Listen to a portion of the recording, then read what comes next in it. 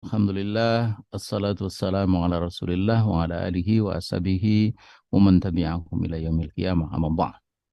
Alhamdulillah, jumpa kembali kita dalam fokus spesial bincang hangat tentang topik-topik hangat bersama dengan tamu yang insya Allah makin menghangatkan ruang pertemuan kita. Pada malam hari ini, alhamdulillah kita akan berbincang dengan Profesor Fahmi Amhar. Bukan wajah asing buat pemirsa. Beliau adalah pengamat kebumian dan keantariksaan, alumni Universitas Vienna, ya, yang tulisannya sudah tersebar di berbagai media nasional, koran, maupun juga ada di rubrik khusus mengenai topik-topik yang tidak jauh dari apa yang menjadi concern beliau selama ini, kebumian, keantariksaan di dalam tabloid media umat. Kita sapa terlebih dahulu. Assalamualaikum, Prof. Waalaikumsalam warahmatullahi wabarakatuh. Gimana kabar? Sehat? Alhamdulillah, insya Allah semuanya sehat dan juga para pemirsa juga sehat, insya Allah. Ya, alhamdulillah.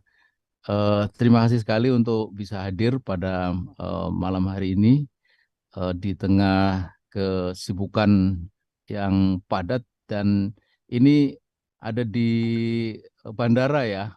Iya. Masya Allah, terima kasih ya. Agak sedikit terlambat sampai ke rumah. Insya Allah ini pertemuan mendapatkan rahmat dan barokah dari Subhanahu wa Ta'ala dan memberikan manfaat luar biasa bagi para pemirsa. Karena itu jangan kemana-mana, tetaplah bersama fokus spesial bincang hangat bersama Profesor Fahmi Amhar setelah yang satu ini.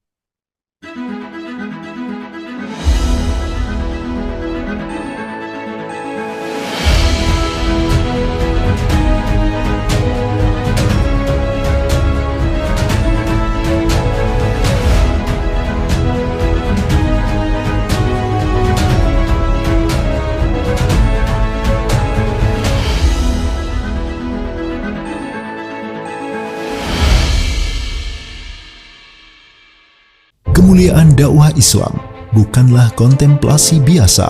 Beban menanggung dakwah Islam amatlah berat. Bahkan di pundak manusia paling mulia, Rasulullah Muhammad Sallallahu Alaihi Wasallam.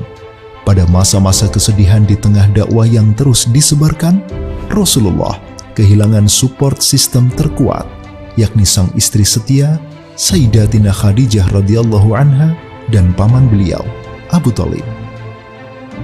Kesedihan mendalam menyelimuti Rasulullah dan begitu beratnya dakwah yang ditanggung hingga Allah menghibur beliau dengan peristiwa Isra Mi'raj pada tahun 621 Masehi, 2 tahun setelah wafatnya istri dan paman beliau.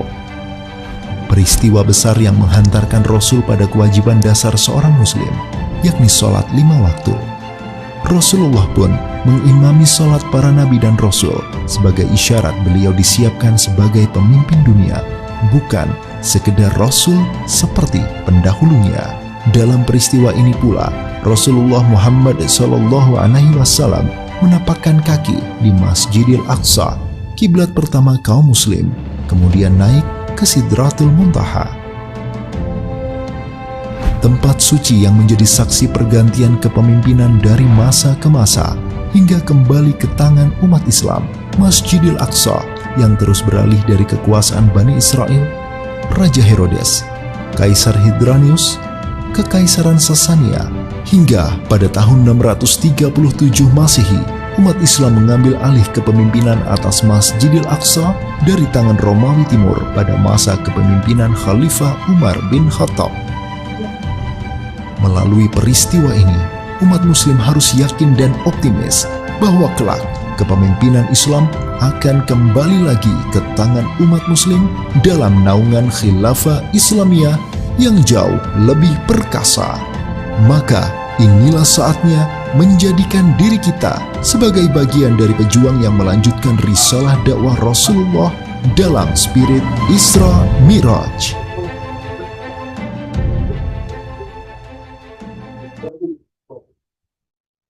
Ya, baik, pemirsa yang budiman, kita tahu bahwa peristiwa Isra Mi'raj adalah peristiwa yang luar biasa.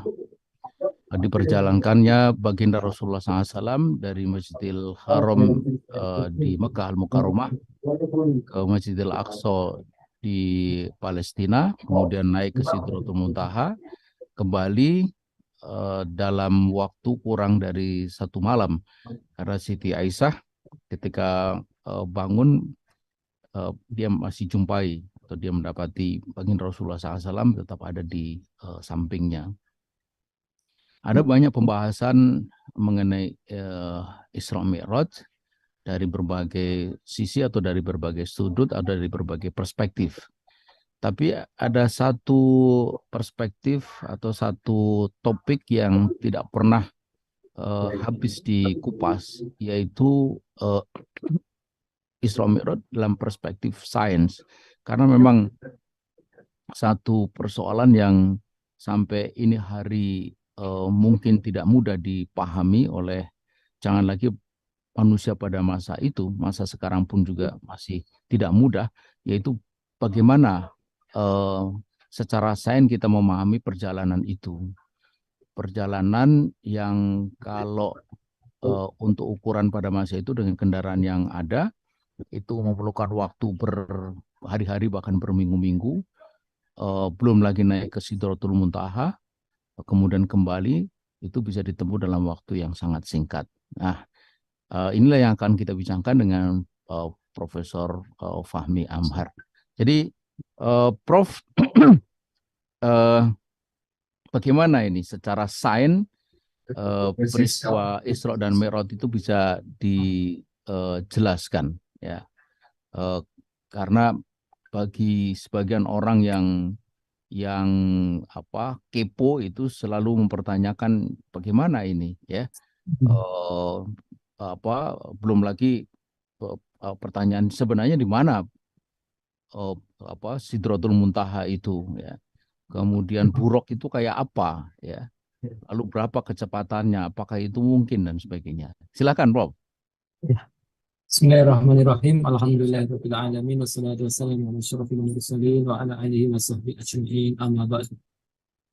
Jadi peristiwa Isra Mi'raj itu ada 2 bagian, ya. Isra-nya, ya, dari Masjidil Haram ke Masjidil Aqsa, ya. Itu sejauh kurang lebih 1250 km, ya. Itu kalau zaman sekarang mungkin bisa dijelaskan dengan pesawat jet supersonik, ya. Pesawat tempur Amerika itu yang berapa itu, ya, 35 atau salah, ya. Itu bisa sampai 2 kali 2,2 kecepatan suara, ya. Jadi kalau 1250 km itu mungkin dicapai hanya dalam 1/4 maksimum setengah jam lah, ya. Kecepatan suara berapa? Kecepatan suara itu sekitar 1300 km per jam. Ya. Itu jarak, kalau 1 kali kecepatan suara itu sampai sejam lah nyampe, ya. Dan pesawat itu 2,2, jadi nggak sampai setengah jam. Itu mungkin kalau sekarang masuk akal, ya. Tapi dulu tentunya enggak, ya. Nah, kemudian ada informasi lain bahwa buruk itu sebuah makhluk yang ajaib, ya. Ya nggak terbayangkan lah sekarang. Ada yang memvisualisasi dia seperti kuda tapi wajahnya seperti manusia, ya. Ya ada yang seperti itu, tapi itu kan gaib, ya, kita nggak tahu, ya, nggak ada yang ngomong. Dulu Nabi nggak bawa kamera sih dulu, ya, belum ada kamera. Nah, tapi buruk itu sekali melangkah itu sejauh kecepatan memandang, melesat cepat sekali. Nah di dunia ini sekarang, ya, fisika itu memastikan bahwa di dunia ini yang paling cepat itu adalah cahaya, ya. Tidak ada kecepatan yang melebihi cahaya. Cahaya itu 300.000 km per detik. Ya. Nah, sekarang kalau kita lihat Mi'raj, ya, Isra Mi'raj itu kan semalam, ya. Semalam itu kalau kita proyeksikan kayak di Indonesia, ya, itu kan kira-kira habis Isya lah, jam 8 seperti ini, ya. Terus balik lagi sudah menjelang subuh ya. Betul. Jadi kurang lebih perjalanan itu total tuh 9 jam.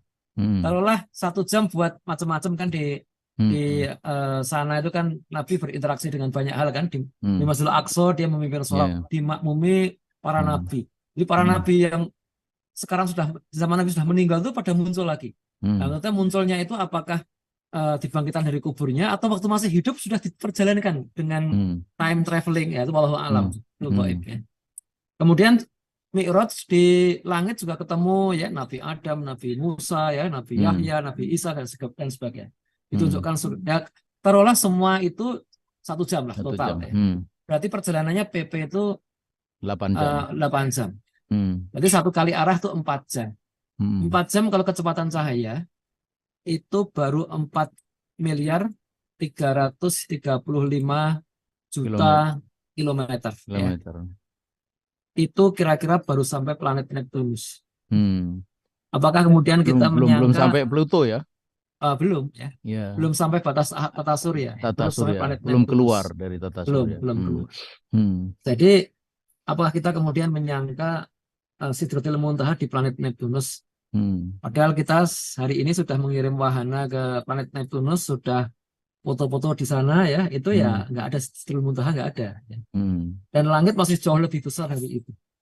Kita dari posisi tata surya ini sampai pusat dari Bima Sakti ya, galaksi tempat kita berada saja itu jaraknya itu 65.000 tahun cahaya. Ya. 65 cahaya perlu 65.000 tahun. Ke pusat galaksi Bima Sakti. Ada di surat Al-Ma'arij itu ada ayat yang mengatakan bahwa malaikat Jibril naik turun ke langit yang jaraknya 50.000 tahun ya. Nah itu langit 50.000 tahun. Nah, padahal ini ke pusat galaksi Bima Sakti sudah lebih dari itu, sudah 65.000 tahun cahaya. Ya. Kita belum bicara galaksi yang lain. Ya. Galaksi terdekat dengan bumi itu Andromeda, itu jaraknya 2 juta tahun cahaya. Dan galaksi yang terjauh dari bumi itu jaraknya 14 miliar tahun cahaya. Jadi pertanyaannya kemudian, langit itu apa? Nah meskipun juga ya, kalau kita bicara langit yang jaraknya ribuan tahun cahaya, bahkan jutaan miliaran seperti itu, kita bertanya-tanya, itu kan berarti yang kita lihat itu kan jutaan tahun yang lalu itu. Nah sekarang masih ada nggak ya? Kita nggak bisa menjawab, ya. Kita nggak bisa menjawab apakah benda langit yang kita saksikan itu masih ada apa enggak tahu gitu, ya. Nah oleh sebab itu ya sudah ya. Artinya apa? Di satu sisi kita hanya bisa menyatakan kalau Neptunus tuh masih ada, yakin masih ada itu karena ada ini ya, meskipun ya satelit yang sampai ke Neptunus itu kalau ngirim kabar ke kita itu 4 jam kemudian baru sampai sinyalnya itu. Ya. Nah jadi kita hanya bisa menyimpulkan bahwa perjalanan ke Sidratul Muntaha itu perjalanan ke dimensi lain. Ya. Dia bukan di dimensi kita, bukan di dunia ini. Ya. Dimensi lain. Jadi nah itu jadi pertanyaan. Di fisika itu sebenarnya masih banyak yang misteri. Ya. Tahun lalu itu ada seorang ahli fisika yang dihadiri Nobel ya. Anton Zeilinger tuh dari Austria ya. Nah, seperti kakak kelas saya jauh tapi itu dapat Nobel karena dia salah satu yang menemukan namanya fenomena quantum entanglement. Quantum entanglement. Jadi itu diterjemahkan tuh keterbelitan kuantum.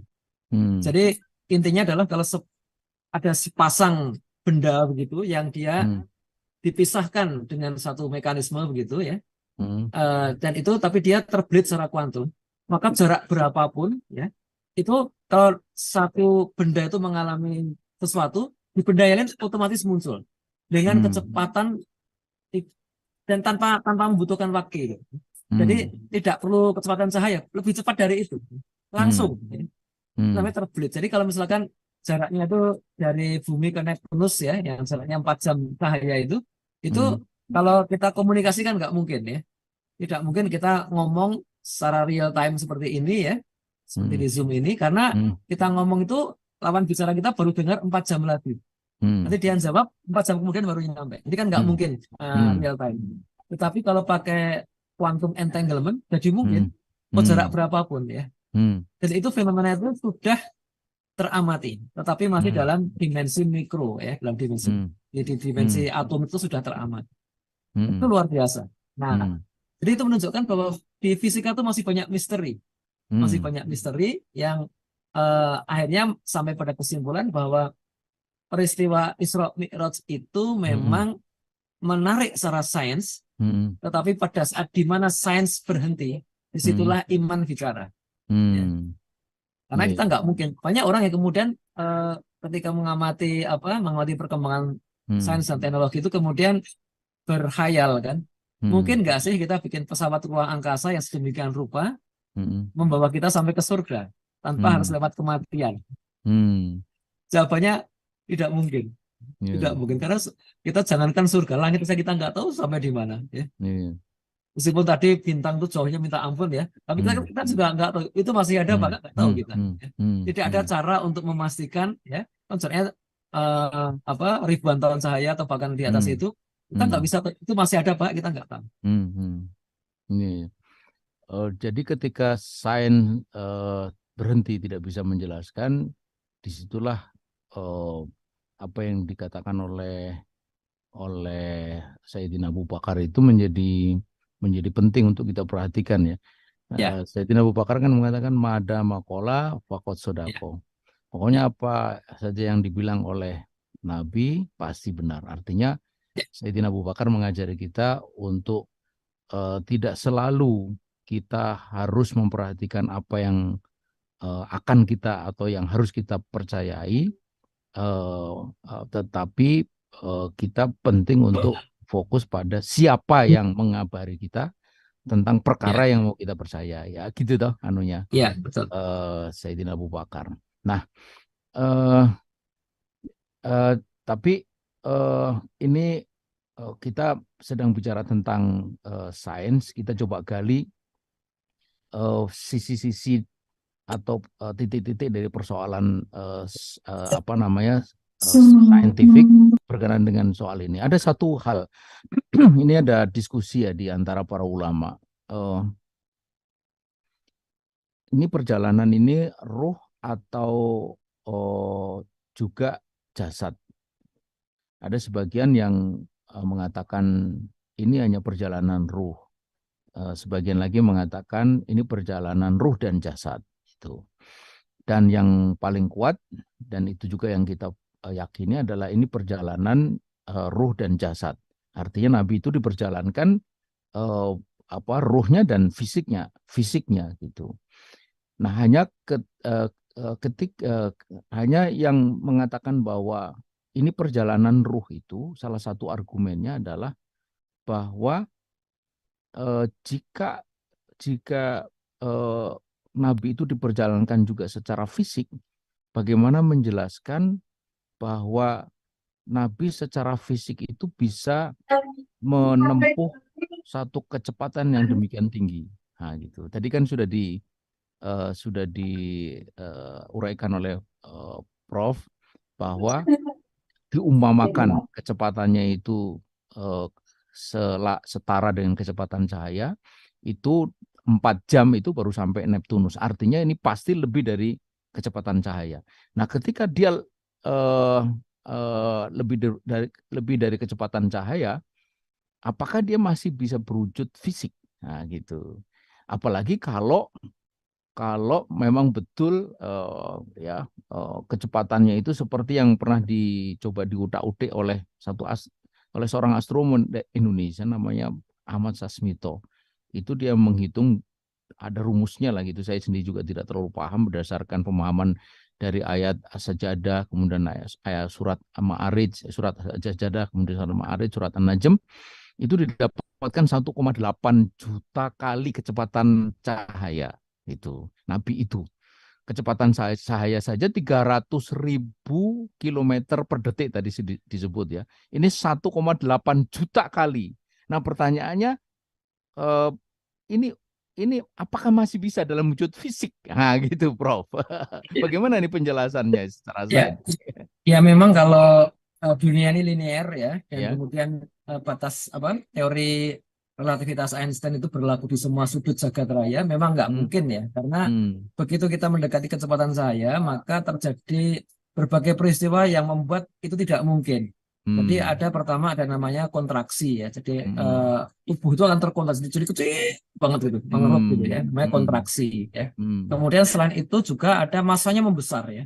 Jadi Hmm. mendekati kecepatan cahaya itu masanya tak terhingga masanya. Itu juga Hmm. nggak mungkin Hmm. kan ya. Hmm. Dan pada saat yang sama itu yang dengan memiliki kecepatan seperti itu akan mengalami dilasi waktu ya. Dia tidak akan Hmm. mengalami penambahan waktu. Jadi cahaya itu tidak makin tua ya. Hmm. Maka malaikat juga nggak Ma- makin tua. Itu satu persoalan ya. maksudnya tidak makin tua itu seperti apa, Pak? Dia tidak mengalami penambahan waktu ya. Orang di Oh. luar sistem itu Hmm. misalkan merasakan itu 1 hari 2 hari, Oh tapi dia gitu. nggak merasakan. Kalau Tapi kecepatan itu cahaya. ya kalau menurut Hmm. kecepatan cahaya ya. Hmm. Satu sisi ya. Maka kemudian Hmm. ada yang menafsirkan kayak kejadian Ashabul Kahfi ya. Ashabul Hmm. Kahfi itu kan bagi orang di9 tahun sudah berjalan 309 tahun ya. Ya. Tapi yang di dalam gua baru setengah hari itu 1 hari. Ya.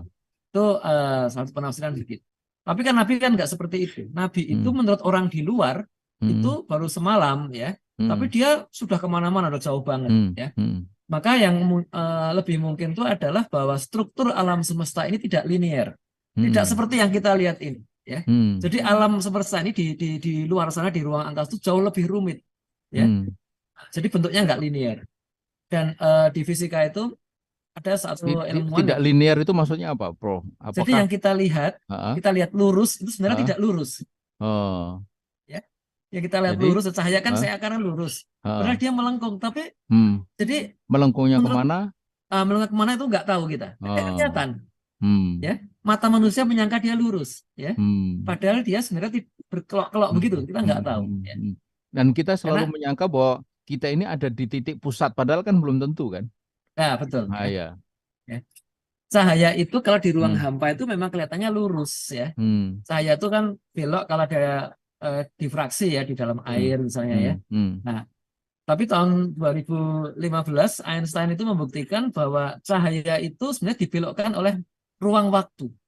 Jadi sangat hmm, rumit ya. Jadi eh, perlu banyak sekali matematika ya, dan hmm, juga waktu itu ketika Einstein memunculkan teorinya itu juga masih banyak orang meragukan.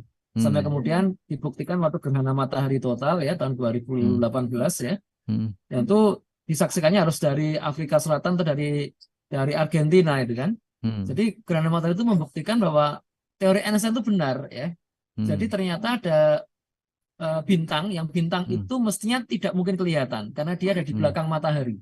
hmm, Nah, kalau mataharinya pas semerang pasti nggak kelihatan ya. hmm, Seandainya matahari gelap ditutup gitu juga nggak hmm, kelihatan kan di belakang hmm, matahari. Nah, hmm, tapi karena si pas gerhana itu kan matahari tertutup jadi gelap hmm, gitu.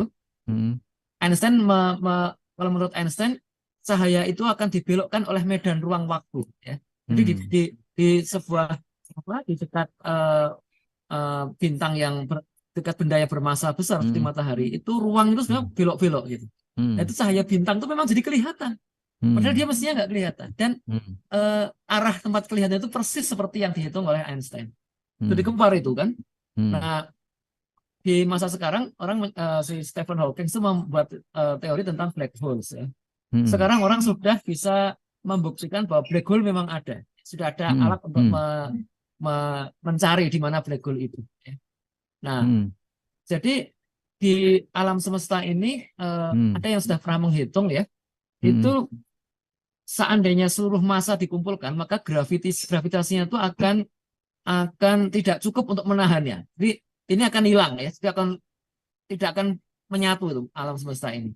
hmm, Nah, tapi kok masih menyatu? Jadi ada 90% yang tidak kelihatan. hmm, Orang menyebutnya dark matters ya, massa hmm, gelap ya. hmm, Itu yang black hole itu. Black hole itu nggak kelihatan sebenarnya, tapi hmm, efeknya itu dirasakan. Galaksi yang besar-besar itu sebenarnya memutari black hole. Itu teorinya begitu.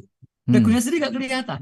hmm, Nah, dan black hole itu melengkungkan ruang waktu itu sehingga cahaya itu belok-belok itu sebenarnya. Tapi kita nggak melihat beloknya ya. Kita melihat cahaya itu seakan-akan lurus padahal dia belok. hmm, Artinya apa? Ya. Jadi kalau tadi dikatakan bintang terjauh itu 14 miliar tahun. Mungkin nggak Hmm. 14 miliar tahun, ya. Hmm. Asal kita tahu arahnya. Ibaratnya Hmm. kan begini ya. Kita punya selendang ya. Selendang itu misalnya panjangnya, kalau selendang untuk gendong bayi itu panjangnya berapa tuh? 3 meter mungkin ya, atau 4 meter Hmm. ya. Hmm. Nah, kalau dilurus, taruh lurus begitu kan 4 meter. Wah, jauh. Kalau seekor semut itu ya jauh gitu kan. Tapi selendang Hmm. itu kan bisa ujungnya ketemu sama ujung yang sini kan. Iya. Cuma dikasih Hmm. jarak sedikit aja. Semut Hmm. itu nggak bisa loncat. Nggak bisa loncat antara dua ujung selendang itu. Hmm. Tapi kalau kita tiup ya loncatnya cepat, dekat sebenarnya. Dekat Hmm. tapi kelihatan jauh. Ya. Hmm. Nah, alam itu seperti itu. Nah, cuma Hmm. bagaimana meloncat dari satu tempat ke tempat yang lain yang sebenarnya sangat dekat itu kita nggak Hmm. tahu, saintifiknya nggak tahu. Ya. Itu dimensi lain. Ya. Nah, Hmm. disitulah Allah dengan kekuasaannya itu memi'rajkan Nabi Muhammad itu. Hmm. Ya. Hmm. Dan lewat dimensi yang lain. Ya. Hmm. Dan itu ya kalau tadi menjelaskannya secara saintifik ya itu mungkin ada diperjalankan oleh Jibril kan lewat Hmm. sebuah black hole kecil, nggak tahu Hmm. black hole-nya Hmm. di mana Hmm. ya, Hmm. belok kan langsung Hmm. loncat kemana lah, Allahu Hmm. a'lam ya. Hmm. Hmm. Itu sudah, apalagi kalau kemudian dihubungkan dengan beliau bertemu dengan para nabi terdahulu ya, Hmm. para nabi yang mestinya sudah nggak ada kan, atau Hmm. di langit. Jadi Hmm. kalau saya memahami ketika Isra itu ya di Masjid Aqsa itu kan Nabi sholat bersama dengan para Hmm. nabi. Hmm. Itu bukan para nabi dibangunin dari kuburnya masing-masing, enggak ya. Hmm. Tapi para nabi itu di masa hidupnya itu sudah di time traveling kan ya, sudah diperjalankan waktunya. Jadi Nabi Adam, Nabi Musa dan semuanya lah Hmm. itu Hmm. semasa hidupnya itu pernah diculik ya, berapa menit gitu. Ayo Hmm. ikut Jibril ketemu Nabi Muhammad di Masjid Aqsa. Hmm. Dan seperti itu semua ya. Itu kan urusan Hmm. waktu kan. Makanya tidak heran semua nabi mengabarkan kedatangan Nabi Muhammad. Kan pernah ketemu di masa hidup masing-masing. Hmm. Hmm. Kemudian juga Mi'raj ke langit. Itu Hmm. juga ya wallahu alam itu kan. Hmm. Surga dan neraka lu kan belum yaumul mahsyar nih, Hmm. belum hari kiamat. Kok sudah ada surga dan neraka? Hmm. Hmm. Itu serah Allah lah ya. Itu Ya. dimensi lain kan ya. Hmm. Dimensi lain bagi Allah itu kan waktu juga ciptaan kan ya. Hmm. Ruang, waktu, materi, energi itu semua ciptaan. Jadi Allah bukan bagian dari itu semua. Allah tidak terikat dengan waktu. Masa depan sudah ada, masa lalu masih ada. Bagi Allah kan begitu ya, mudah sekali itu. Cuma kita manusia ini kan hidup di dalam ruang waktu yang linear ya. Kita nggak bisa balik ke masa lalu. Ya ya. Nah kembali ke tadi, jadi kemungkinannya dengan kecepatan yang pasti lebih dari kecepatan cahaya. Nabi itu Bisa dalam... seperti itu, bisa tidak perlu kesan cahaya, tapi hanya gitu. pindah ke dimensi lain, ya. Oh, ya. Pindah ke dimensi lain. Karenanya tidak perlu kemudian kita berpikir apakah dia itu masih dalam bentuk fisik ataukah ataukah bukan lagi dalam bentuk. Alhamdulillah nih kameranya udah ketemu. Iya. Tadi ini Prof, soal berikutnya ini tadi sudah disinggung soal black hole. Saya baru saja mendapatkan kiriman video pendek kurang lebih sekitar 6 menit yang menjelaskan tadi yang sudah disinggung oleh Profesor Ambar tentang black hole. Jadi kata itu yang menyampaikan di video itu bahwa Isra Mi'raj itu ya persis tadi dia melewati black hole. Jadi black hole itu black hole itu adalah kalau bahasa dia itu portal menuju ke alam lain, dimensi lain. Nah, gitu. Itu semua spekulatif sih. Iya. Maksud saya ingin mendapatkan komentar dari Profesor Amhar.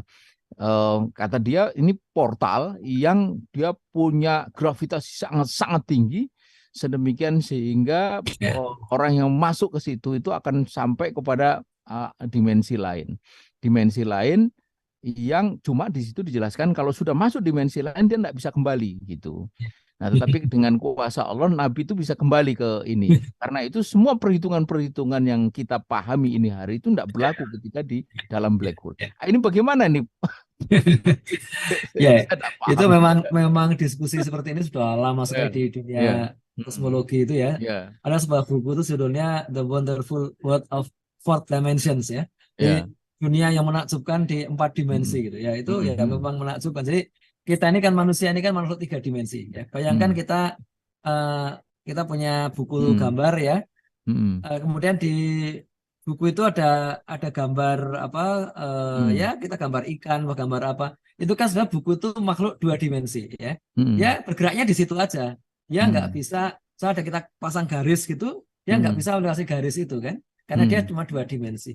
Tapi Hmm. kita karena 3 dimensi, kita bisa ambil itu, set, Hmm. pindahin ke Hmm. sampingnya, bisa ya. Hmm. Hmm. Nah itu kalau malaikat itu, kita nggak bicara Allah ya, kita bicara malaikat aja.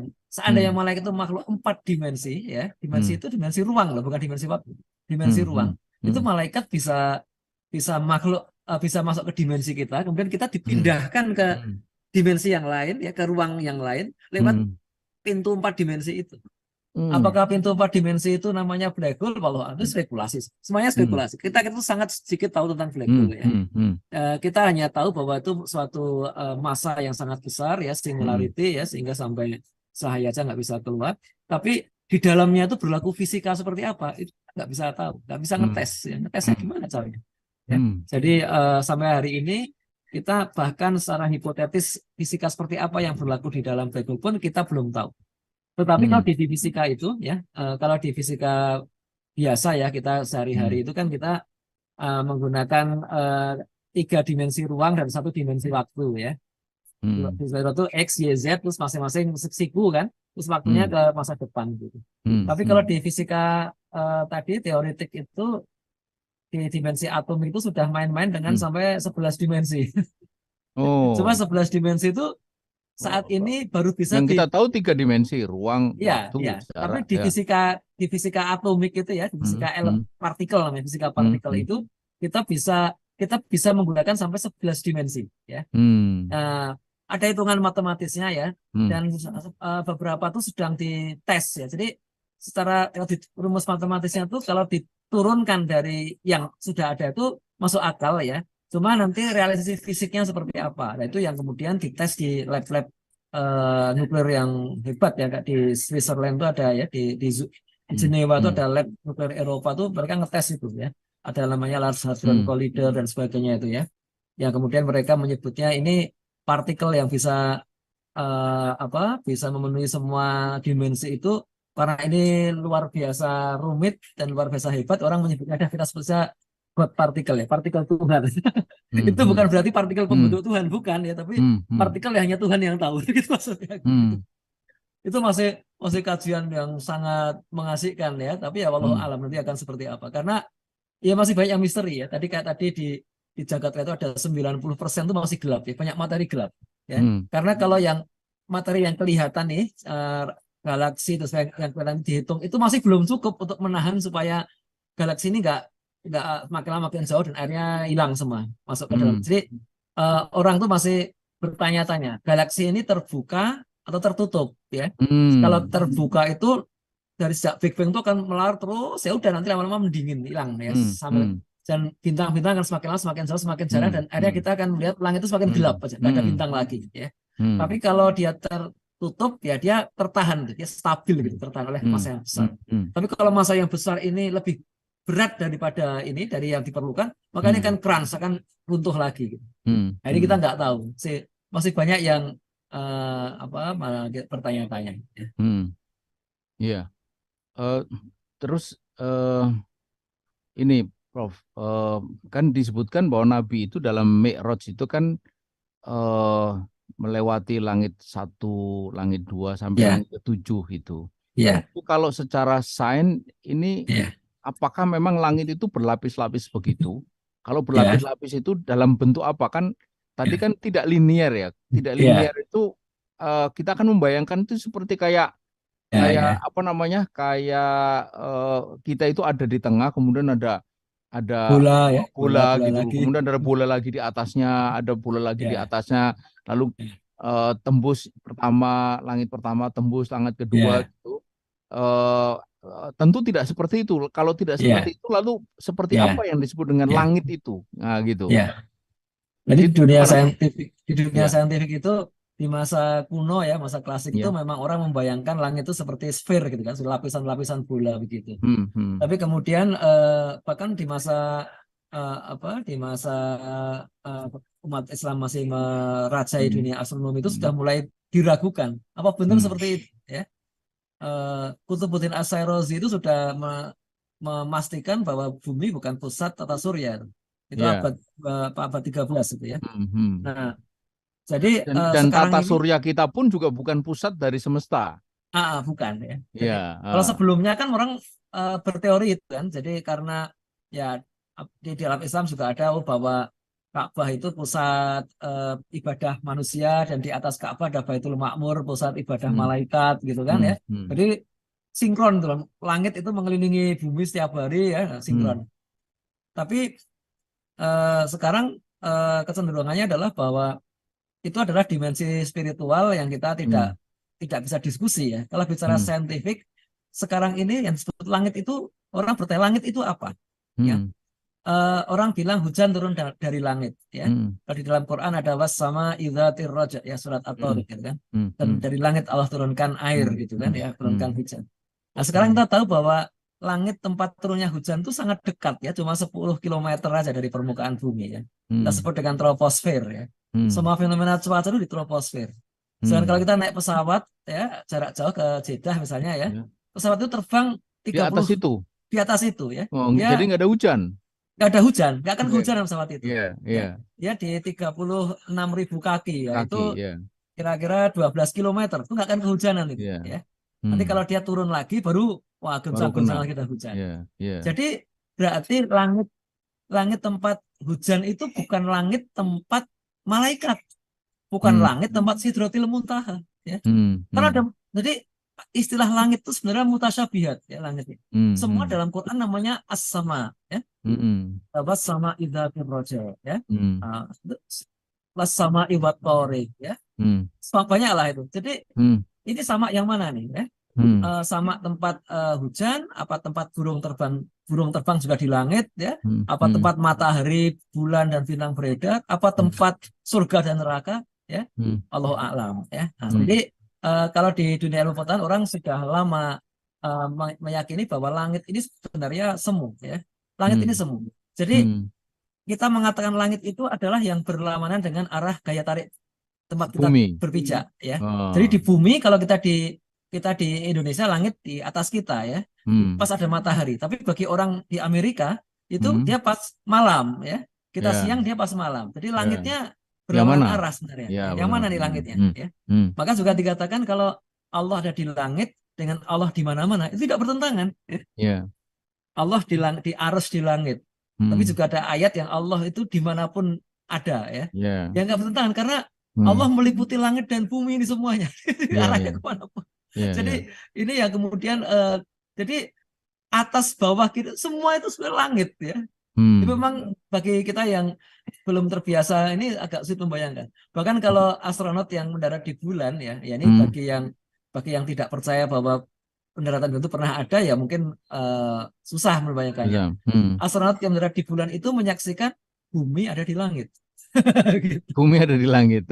Lah ya, Iya, iya. seberang sana. Sementara orang di bumi bilang ini astronot ada Bulannya di di langit. Nah, gitu. Iya, iya, iya, iya. Jadi posisi itu sebenarnya begitu kita ada di angkasa itu menjadi relatif, ya kan? Jadi relatif ya. Menjadi Jadi relatif. relatif. Sebenarnya siapa di atas, siapa di bawah, Iya. siapa di langit dan siapa bukan Iya. di langit itu. Tapi kalau art itu kan bumi memang. Art itu bumi. Ya. Art itu bumi gitu. Iya. Nah, Iya. di situ yang saya kira definite itu menyangkut kita gitu. Iya, Balik betul. lagi ke tadi, kalau begitu yang disebut langit ke-1, ke-2 itu kira-kira apa itu secara Walau alam. Walau Walau alam. alam ya. Tidak tahu. Secara saintifik itu kita langit pertama saja kita nggak tahu di mana. Ya. Langit itu semu ya, langit di mana langit gitu. Jadi kalau yang tidak tadi disebut ini kan tata surya itu membentuk galaksi Bima Sakti. Nah, galaksi Bima Sakti itu sendiri itu bentuknya itu apa? Apa bentuknya itu bulat, bundar, kotak, apa bentuknya itu? Ya, itu rumit juga ya. Itu bentuknya jadi kita ini kan di dalamnya ya, kita nggak bisa memotret dari luar kan. Kita memetakan bintang-bintang, ya, terus kita kemudian membuat sebuah model kan. Model itu yang dipakai untuk menghitung ya. Ini anggota Bima Sakti itu klaster Hmm. apa saja ya. Hmm. Ya tidak mudah juga itu kan. Nah, Hmm. kemudian ada beberapa model yang sekarang agak populer dan itu kita nggak ada kepastian 100% bahwa itu model itu Hmm. benar ya, karena Hmm. kita nggak bisa mengujinya ya. Hmm. Matahari itu mengelilingi Bima Sakti itu satu putaran itu 65.000 tahun ya. Hmm. Sekitar itu 65.000 tahun. Jadi kapan kita membuktikan bahwa dia benerin muterin matahari selama itu ya? Kan Ya, susah. ya. Dia kan Hmm. pengamatan relatif kan. Ini pada saat ini sudut kita dengan ini sekian, sekian. Seperti itulah. Nanti sekian tahun kemudian, nah ini kok diterusin, maka kira-kira nanti satu putaran itu 65.000 tahun. Pastinya kita nggak tahu ya. Nah, jadi pemetaan yang ada saat ini, pemetaan bintang saat ini itu membayangkan bahwa untuk Bima Sakti itu bentuknya spiral ya. Datar tapi spiral, tapi nggak persis datar lah, ada yang naik turun gitu ya. Untuk Bima Sakti seperti itu. Tapi galaksi-galaksi yang lain tidak semua seperti itu. Ada yang bentuknya bola juga ada ya. Kita nyebutnya globular cluster ya. Bahkan ada yang bentuknya itu bintang ganda ya. Jadi sebuah galaksi itu pusatnya itu dua. Ada sebuah tata surya di sebuah bintang ganda, dia saling memutari saling satu dengan yang lain ya, seperti itu. Jadi menarik sekali ya, macam-macam. Jadi tidak homogen ya, bentuknya tidak homogen. Jadi kita juga nggak tahu Bima Sakti itu memutari galaksi yang lain juga, kita masih belum yakin lah ya, itu seperti itu. Terlalu besar. Artinya dia tidak statis. Tidak statis ya. Dia Tidak statis. Selalu moving gitu. Ya. Memang kalau untuk ukuran manusia dia tetap ya. Jadi gini, kita ketika meluncurkan pesawat ruang angkasa ya, itu kan mesti ada arahnya, ada kompasnya kan ya. Kalau di muka bumi kompasnya bisa bekerja kan, utara jelas, utara selatan, barat timur jelas. Tapi begitu di ruang angkasa, barat timur menurut siapa kan? Atas bawah aja nggak jelas. Iya.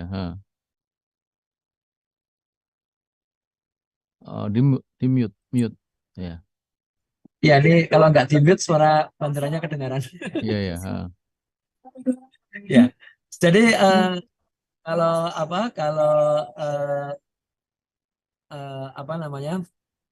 pesawat ruang angkasa itu kemudian mereka bernavigasi dengan bintang-bintang yang sangat jauh ya. Bintang yang sangat jauh itu pesawat ruang angkasa luar ya. Iya, pesawat ruang angkasa. Navigasinya dengan itu. Navigasinya dengan bintang-bintang yang sangat jauh, yang tidak akan berubah. Jadi misalkan bintang Orion ya, Orion itu kan jauh lah berapa juta tahun cahaya lah. Nah, itu ke sana. Jadi selama bisa melihat Orion aman gitu kan ya. Ada namanya tracker to star ya, star tracker. Jadi kalau ketemu Orion berarti arahnya jelas. Jadi karena nggak ada utara selatan, nggak ada timur barat, atas bawah nggak ada gitu kan ya. Nah, jadi mereka ada bintang-bintang itu yang jadikan patokan gitu kan. Itu yang disebut Star Trek itu ya. Star Tracker ya. Iya, bukan Star Trek film Star Trek zaman dulu, bukan. Iya. Star Tracker. Jadi jadi karena mereka nggak kita kendalikan, mereka punya robot begitu, karena nggak mungkin dikendalikan. Satu ruang angkasa itu nggak mungkin dikendalikan karena jauh sekali kan. Kita ngirim sinyal baru nyampe berapa jam kemudian kan, nggak mungkin gitu kan ya. Nah, jadi seperti itu caranya ya. Nah, itu kalau untuk penerbangan ya sepanjang hidup manusia lah, mungkin 1 abad itu mungkin masih berfungsi ya. 1 abad ke depan ya. Tapi kalau skalanya itu skala galaksi itu yang ribuan atau jutaan tahun ya, itu tidak bisa dianggap statis. Jadi kita sudah menyaksikan bahwa di galaksi ini ada yang bergeser ya. Kayak contohnya aja ya, kalau di astrologi itu kan ada rasi bintang ya, ada Capricorn ya, ada Aquarius ya. Sekarang ini musimnya Aquarius ya, Aquarius sekarang ya. Enggak, atau sekarang tanggal berapa sih? 19 ya, masih Aquarius, belum Pisces ya kalau di astrologi ya. Itu sebenarnya rasi bintang dari 3.000 tahun yang lalu ya. 1.000 tahun sebelum Masehi itu rasi bintang itu. Itu relatif dianggap tetap. Orang-orang astrologi menyangka itu tetap. Tapi kenyataannya sudah berubah. Ya. Sekarang jadi kalau di astrologi itu ada 12 rasi bintang ya. Tapi kenyataannya di astronomi sekarang itu ada berapa? 15 kalau nggak salah itu. Jadi ada yang zaman Yunani kuno dulu belum kelihatan, sekarang kelihatan ya. Ada rasi. Nah, itu yang kemudian membuat para astronom yakin ya bahwa ini posisi kita di tata surya ya dan di Bima itu memang bergeser gitu loh. Jadi Hmm. rasi bintang yang dulu diyakini dilihat oleh nenek moyang kita itu sudah nggak sama dengan yang Hmm. kita lihat sekarang. Hmm. Tapi orang astrologi tidak tidak peduli itulah. Mereka tetap ramalan bintangnya tetap kayak 3.000 tahun yang lalu. Itu nggak peduli. Iya, iya. Ini pertanyaan awam. Tadi kan bolak-balik kita bilang bahwa untuk sampai ke pusat galaksi Bima Sakti itu perlu berapa tadi itu 60.000 tahun cahaya. Nah, Ya, pertanyaan ya. awamnya gimana ngitungnya gitu bisa sampai Oh iya, ya, 60.000 tahun 5.000 cahaya. tahun ya. Jadi kalau Misalnya. di astronomi itu ya, itu Hmm, ada jarak yang paling pendek ya, itu namanya hmm, satu astronomical unit ya, satu hmm, AU ya. Satu hmm, AU itu jarak dari bumi ke matahari ya. Itu hmm, kurang lebih 150 juta kilometer ya. hmm, Satu AU ya. Jarak ke bulan itu cuma 380.000 kilometer. Cukup sekali bulan itu ya. Jadi hmm, nggak ada hmm, seper 1000-nya itu ya.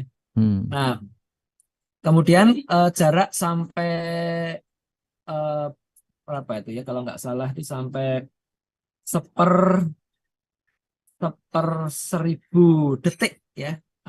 Jadi gini, kalau kita mengukur jarak jarak bintang itu, ini namanya paralaks. Ini matahari di tengah ya. Ada bumi saat di sini, ada bumi saat di sini. Nah, terus ini bintang itu kalau diamati dari 6 bulan, selang 6 bulan itu ada sudut yang berbeda ya. Itu namanya paralaks ya.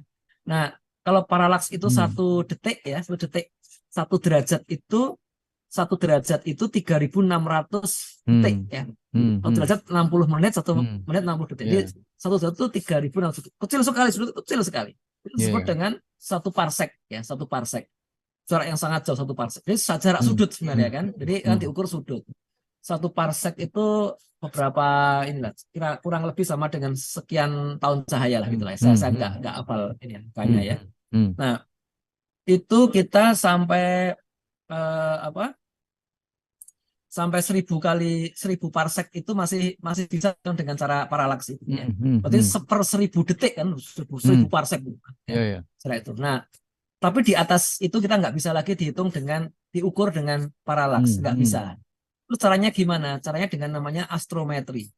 Astrometri itu menggunakan perbandingan ya. Jadi ada bintang ya, bintang yang kita sudah hitung dengan cara parsek tadi ya, dengan cara paralaks tadi. Ini ada bintang itu ada ukuran ya, ada penampakan ya. Penampakan itu ada kecerlangannya itu tergantung 2 hal. Pertama memang dia gede ya, sama jarak ya.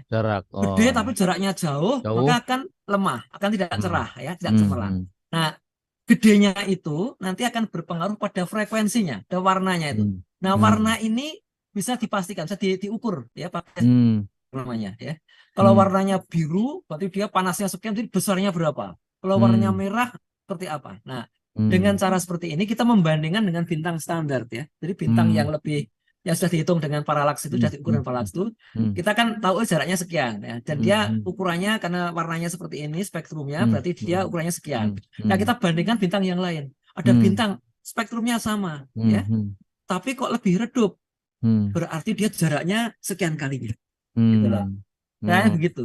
Nah, dengan cara ini ternyata efektif banget. Sampai miliaran tahun saya bisa dibandingkan. Gitu.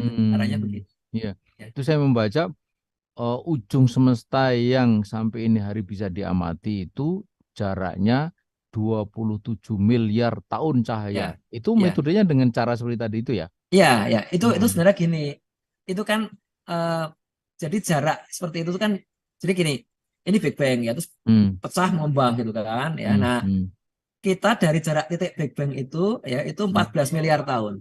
Tapi kalau kita dengan ujung sana ya, itu kan 2 kalinya kan. 28. Ya. Nah, itu 28 miliar tahun saya gitu. Nah, itu jarak itu sekaligus waktu ya. Jadi kalau kita bilang kita dari titik ini 14 miliar tahun, itu berarti jarak waktunya juga 14 miliar tahun ya. Itu 14 miliar tahun cahaya ya, saya perlu waktu itu. Jadi kita sejak Big Bang itu juga 14 miliar tahun ya. Karena tidak ada yang lebih awal dari itu ya. Jadi waktu itu ada awal ya. Kalau orang bertanya, lo sebelum itu ada apa? Ya nggak tahu, kita nggak tahu. Sebelum ada Big Bang, kenapa kita nggak bisa tahu? Caranya nggak ada ya.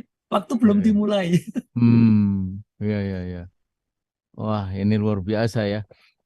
Terus ini ada di video yang kembali ke video tadi. Di video tadi itu dia merefer kepada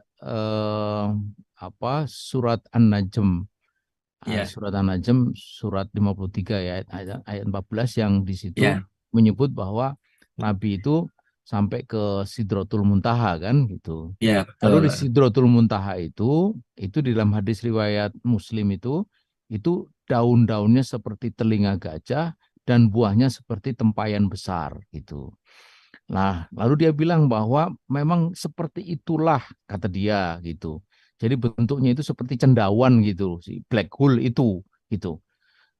Saya nggak ngerti, saya coba pelan-pelan saya pahami seperti apa sih yang dimaksud, itu nggak paham saya gitu. Nah, bagaimana itu penjelasannya? Apakah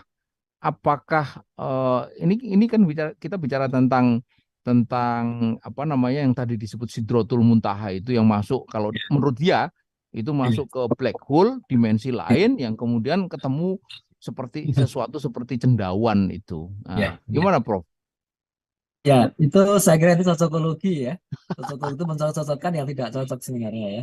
Jadi banyak orang ketika melihat grafik yang dibuat oleh para ilmuwan ya, itu dia nggak paham bahwa grafik itu grafik ruang waktu ya. Jadi yang ke sumbu X-nya itu waktu, sumbu sumbu Y-nya itu ruang ya.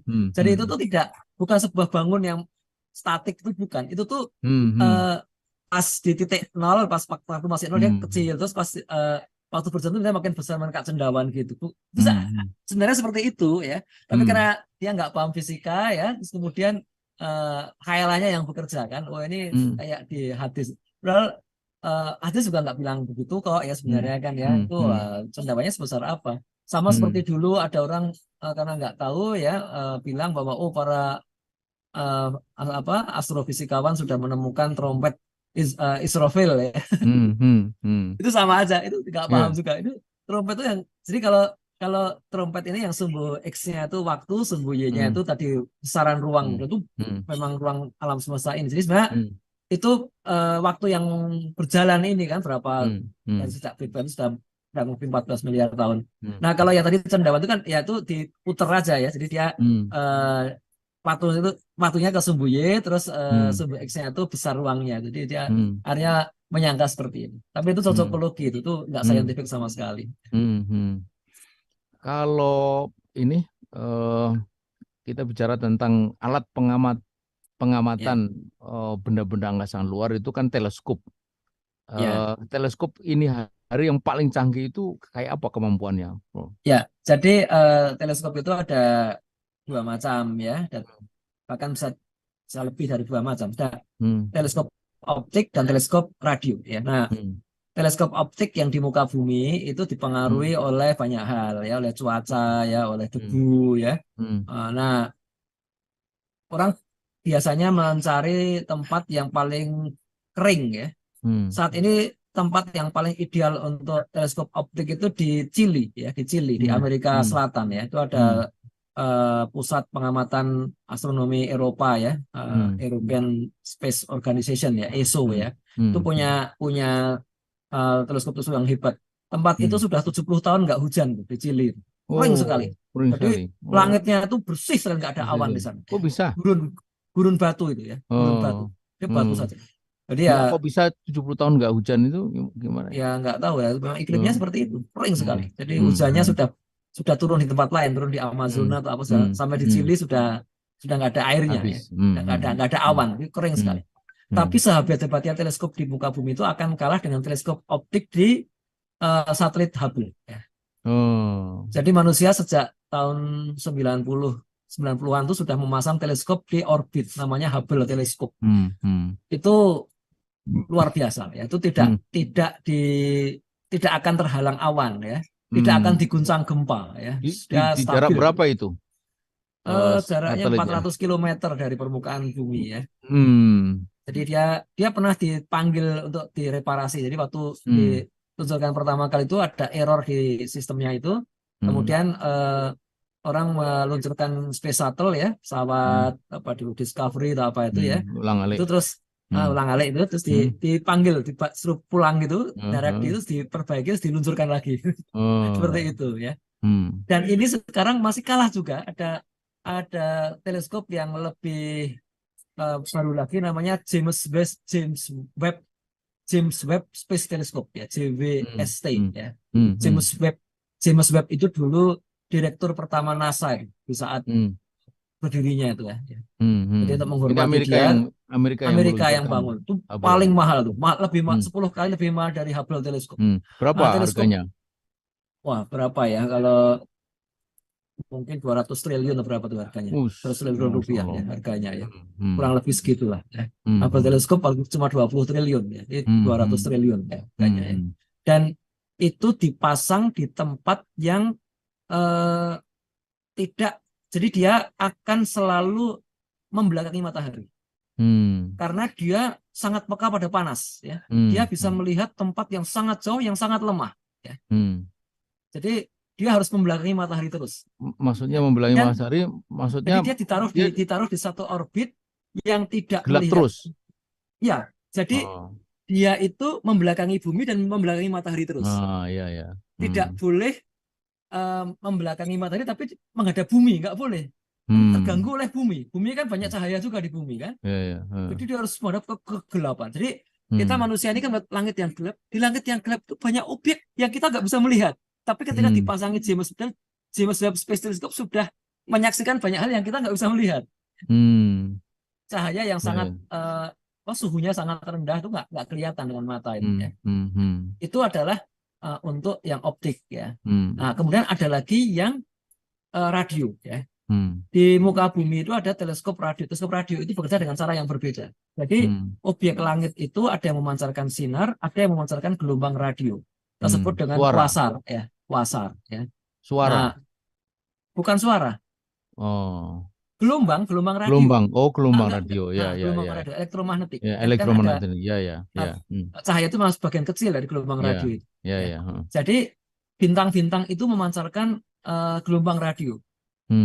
Bahkan gelombang radio itu punya sifat seperti cahaya, tapi beda ya, fisikanya beda. Bahkan kayak black hole itu dia memancarkan gelombang radio yang sangat kuat ya, black hole. Nah, itu ditangkap dengan teleskop radio ya, radio teleskop. Itu bidang yang berbeda kan. Dan untuk menangkap black hole itu teleskop radionya bahkan dipasang di berbagai benua. Karena harus besar sekali, tapi kalau besar banget tuh nggak mungkin dibangun kan, masa seluruh bumi di teleskop semua kan nggak mungkin. Jadi ada teknik namanya interferometri teleskop radio ya. Interferometri radio teleskop. Jadi dipasang di Australia, di South Africa, di Amerika bareng-bareng. Nah, di orbit juga ada ya satelit yang bekerja dengan radio, namanya Hipparcos ya. Hipparcos. Jadi dia mendata objek radio ya. Itu sudah 30 tahun juga, tahun 90-an tuh ya. Dan itu masih hidup ya, masih hidup terus. Itu jadi sekarang kalau orang yang mendalami astronomi itu sekarang datanya tuh kebanyakan, terlalu banyak data ya. Datanya free itu open ya, semua orang bisa analisis. Yang tidak cukup orang yang mau menganalisisnya. Saya bahkan astronom junior bukan ini, astronom amatir itu ada yang menemukan objek baru. Boleh itu jadi ada anak SMA, dia senang astronomi ya, dia ngotak-atik data gitu, ketemu ini ada objek seperti ini. Dan kalau mengatakan menemukan objek di langit itu sampai menghitung jejaknya ya, orbit ini tanggal sekian kan ada di mana gitu. Ditemukan, oh ya benar, berarti kan masuk katalog, bahkan kadang dikasih nama menurut namanya dia.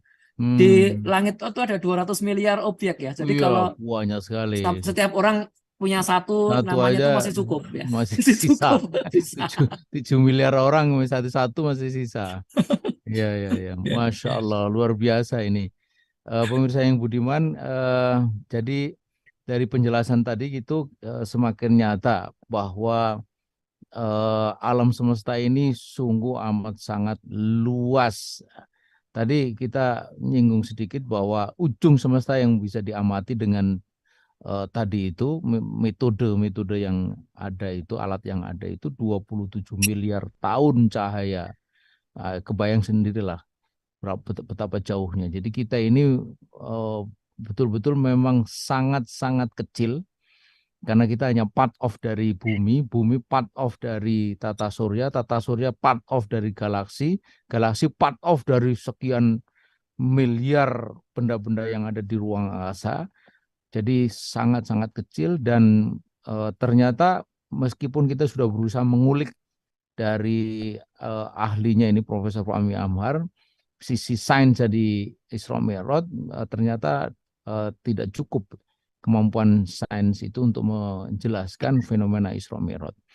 Pemirsa yang budiman, jadi apa yang bisa kita simpulkan dari diskusi kita atau bincang-bincang kita pada malam hari ini adalah bahwa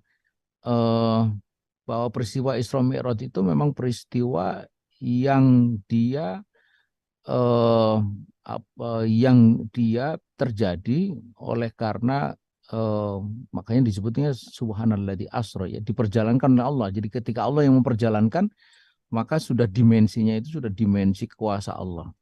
Yang jikalau kita berusaha untuk menjangkaunya hanya mungkin beberapa titik ya yang bisa kita jelaskan, seperti misalnya Isra-nya itu kalau zaman dulu tidak bisa dijelaskan, ini hari bisa. Tadi sudah disinggung oleh Profesor Fahmi, jika kecepatan 2,5 Mach ya, 2,5 kecepatan suara itu kira-kira 30 menit sudah sampai ke Masjidil Aqsa. Nah, ini hari bisa. Itu setelah 1400 tahun kurang lebih berjalan. Tapi untuk Mi'raj masih belum bisa.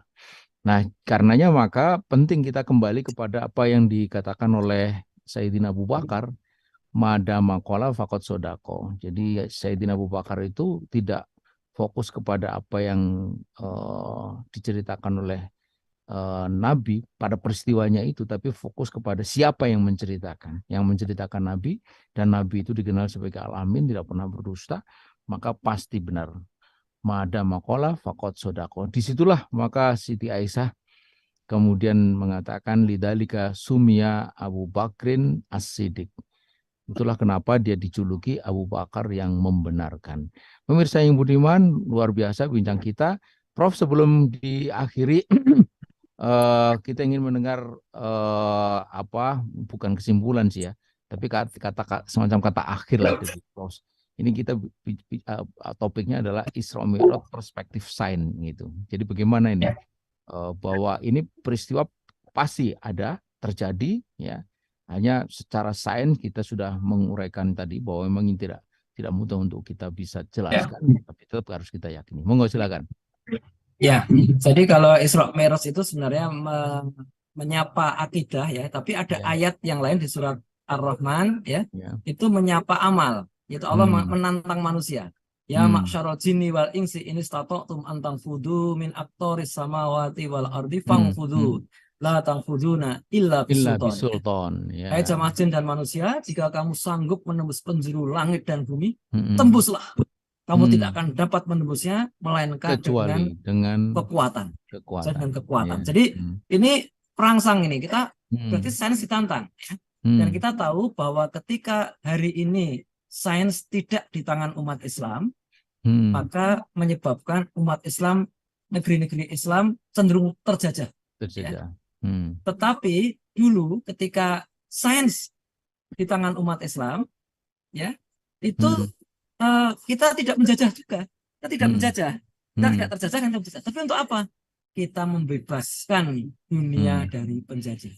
Oleh sebab itu, maka perlulah kita kaum muslimin ya itu tergerak ya. Bukan soal loh ini kan di alam kubur nggak ditanya tentang sains, nggak ditanya tentang fisika, nggak ditanya tentang astronomi.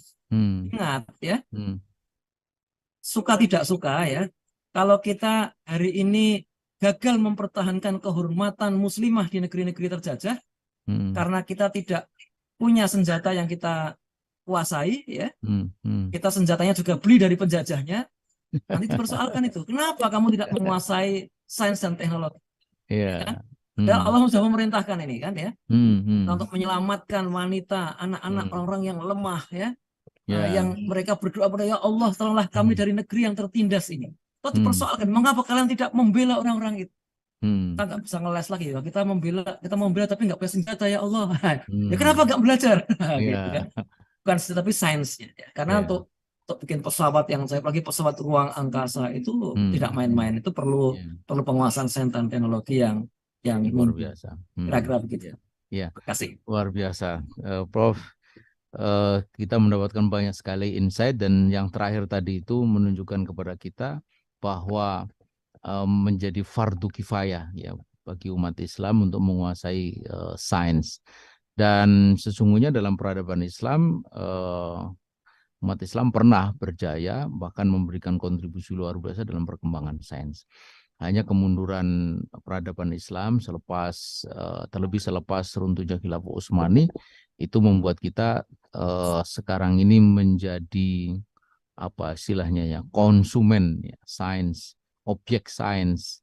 Dan sains itu mungkin pada awalnya netral, tetapi ketika dipegang oleh orang yang tidak beriman, maka dia menjadi alat dari sebuah keburukan, bukan sebuah kebaikan. Karena itu sains di tangan orang kafir membuat umat Islam terjajah ya.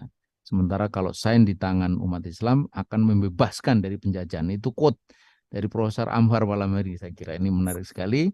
Pemirsa yang budiman, jadi kembali lagi ke tadi itu bahwa Isra Mi'raj itu menegaskan kenabian Muhammad, bahwa Muhammad Nabi itu hak, dan apa yang dibawa oleh Nabi Muhammad yang di Al-Quran dengan demikian juga hak, dan apa yang menjadi yang disampaikan kepada kita risalah Islam yang bersumber dari Al-Quran itu juga hak.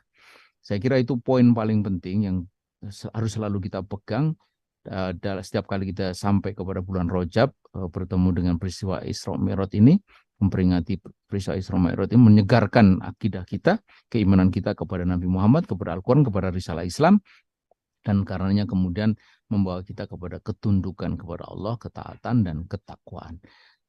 Demikian pemirsa yang budiman, terima kasih Prof atas kesediaannya untuk diam sejenak di bandara ini. Dalam keadaan ya saya yakin sudah sangat lelah ya, tapi insya Allah perbincangan kita ini menyegarkan kembali sesaat, dan pasti insya Allah ini respon dari pemirsa luar biasa yang datang dari berbagai daerah ya. Ini memberikan apresiasi kepada Profesor Fahmi Amhar ya. Bedanya ilmuwan muslim dan ilmuwan kafir adalah pada sikap terhadap hasil penelusurannya. Ilmuwan muslim justru akan lebih bertambah keimanannya jika penelitian tentang langit itu mentok. Itu seperti yang kita bicarakan tadi. Masya Allah, pemaparannya membuat tercengang karena ternyata kita adalah makhluk yang terbatas yang tidak bisa menjangkau penciptaan Allah. Itu.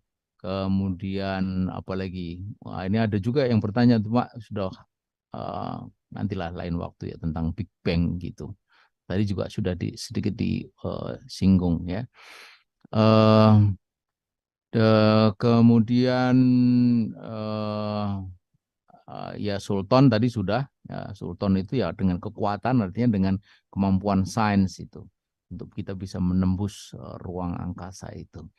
Dan masih banyak lagi apresiasi dari pemirsa yang masuk di dalam ruang bincang kita pada malam hari ini. Demikian pemirsa yang budiman, bincang kita, bincang hangat dalam fokus spesial pada malam hari ini tentang topik hangat bersama dengan tamu spesial kita, Profesor Fahmi Amhar, pengamat kebumian dan keantariksaan, alumni Universitas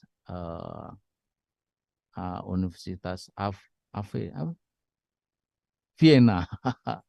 Saya mau menyebut Avicenna, Vienna University of Technology di Austria. Sekali lagi terima kasih Prof, tetap sehat, tetap semangat, mudah-mudahan selamat sampai rumah kembali, beristirahat untuk bisa melanjutkan aktivitas di pagi hari besok insya Allah. Dengan demikian berakhir sudah pertemuan kita, mudah-mudahan pertemuan kita malam hari ini, perbincangan hangat kita, menambah keimanan dan ketakwaan kita kepada Allah dan semangat kita untuk mempelajari sains ya, supaya kita bisa meraih kembali kejayaan sebagaimana yang pernah kita dapatkan di masa lalu insya Allah. Akhirnya Kita tutup dengan doa kafaratul majlis. Subhanakallahumma wa bihamdika asyhadu an la ilaha illa anta astaghfiruka wa atubu ilaik. Demikian, terima kasih. Wassalamualaikum warahmatullahi wabarakatuh. Waalaikumsalam. Pamit. Terima kasih ya Prof ya.